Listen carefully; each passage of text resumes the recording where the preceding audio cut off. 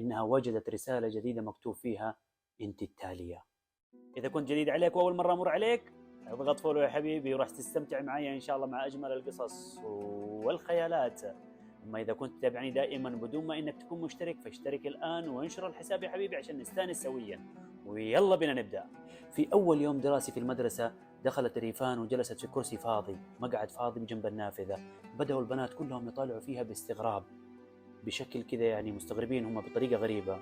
جاءت واحدة من البنات وقالت لها بصوت منخفض: ليش جلست في الكرسي هذا؟ هذا كرسي منحوس.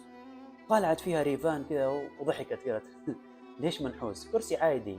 بعد نهاية الفسحة رجعت ريفان لشنطتها ولقت في الشنطة جوا ورقة مكتوب فيها: قومي من هذا المقعد قبل لا يصير لك شيء مثل ما صار لغيرك.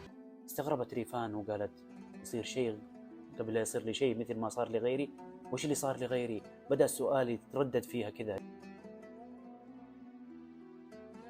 في اليوم الثاني من الدراسة جاءت ريفان، دخلت الفصل وجلست في نفس المقعد الفاضي اللي جلست فيه بالأمس. فجأة جاءت واحدة قربت منها اسمها لينا وقالت: انتبهي لا تجلسي في المقعد هذا، في قبلك بنت كانت تجلس في نفس المقعد وفجأة هذه البنت اختفت.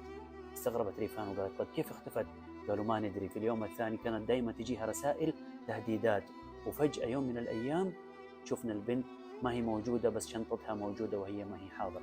لما لينا قالت لها هذا الكلام، ريفان حست بقشعريرة، وخصوصا إنها وجدت رسالة جديدة مكتوب فيها: أنت التالية.